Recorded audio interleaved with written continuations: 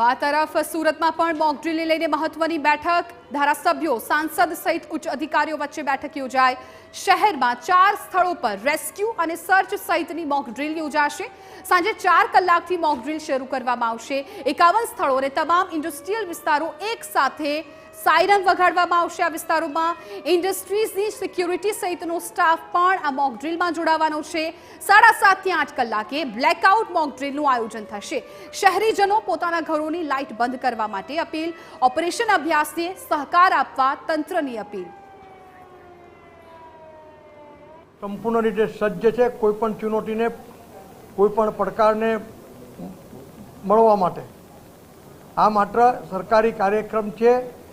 જે યોજના છે એના એક ભાગરૂપ છે એટલે સૌ નાગરિકોને મારી વિનંતી છે કે જ્યારે સાયરન વાગે ત્યારે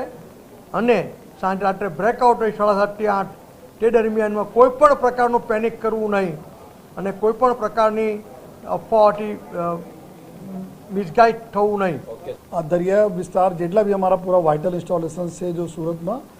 નામ આપણે શેર નહીં કરી શકીએ પરંતુ આપણને ખબર છે કે ઘણી બધી અમારી ઇન્ડસ્ટ્રીઝ દરિયાકાંઠે આવે છે ત્યાં પૂરી અમે મરીન પોલીસથી લઈને સમગ્ર જો બીજી પોલીસને જ્યાં જ્યાં જરૂરત છે ત્યાં અમે લોકો પૂરી વ્યવસ્થા કરી છે સાથોસાથ આ બધા ઇન્ડસ્ટ્રીઝ જેટલા છે એના બી એક ઇન્ટરનલ સિક્યુરિટીના સિસ્ટમ હોય છે એના ગઈકાલથી એના સાથે જો એક્ટિવેટ કરવામાં આવેલા છે આ લોકોનો ટીમ હોય એન્ટી ડ્રોન વગેરે જો બી ઓપરેશન કરવાનો હોય તમામ ચીજો પ્લેસમાં કરવામાં આવેલી છે। આજે સાંજે જે રીતે આખા ભારતની અંદર જે મોક ડ્રીલનું જે આયોજન કરવામાં આવ્યું છે ત્યારે સુરત શહેરની અંદર અલગ અલગ જે ઇન્ડસ્ટ્રી વિસ્તાર છે તેની અંદર પણ જે મોક ડ્રીલનું જે આયોજન કરવામાં આવ્યું છે તેને લઈને અત્યારે જે હાઈ લેવલની જે બેઠકનું જે આયોજન કર્યું છે સીધા દ્રશ્યો જોઈ શકાય છે કે સુરતના સર્કિટ હાઉસ ખાતે જિલ્લા કલેક્ટરની આગેવાનીની હેઠળ જે છે મોક ડ્રીલનું જે આયોજન કર્યું છે તેના લઈને એક મિટિંગનું જે આયોજન કરવામાં આવ્યું છે અત્યારે સુરત શહેરના તમામ ધારાસભ્યો મંત્રીઓ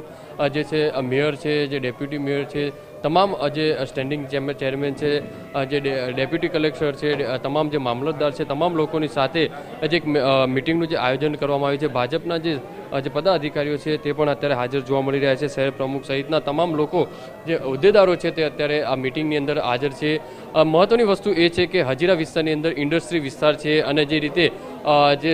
પાકિસ્તાન ઉપર જે રીતે એર સ્ટ્રાઇક કરવામાં આવી છે તેને લઈને હાલમાં જે વાતાવરણ થોડું જે જોવા મળી રહ્યું છે એટલે કે ફરીથી પાકિસ્તાન જે ગુજરાત ઉપર હુમલો કરી શકે તેવી શક્યતા વ્યક્ત કરવામાં આવી રહી છે। અત્યારે જે રીતે દ્રશ્યોની અંદર જોઈ શકાય છે તે પ્રમાણે કલેક્ટર અને જે મેયર સાહેબ દ્વારા જે ચર્ચા કરવામાં આવી રહી છે એટલે હજીરા ઇન્ડસ્ટ્રી વિસ્તાર છે તેને સુરક્ષા વ્યવસ્થા છે તે ગોઠવવામાં આવી છે। સુરત પોલીસ દ્વારા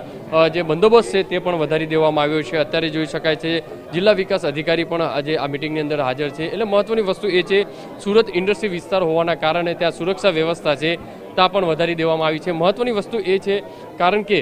જે રીતે ઇન્ડસ્ટ્રી વિસ્તારની અંદર જે રીતે કોઈ જે અનિચ્છનીય બનાવ ન બને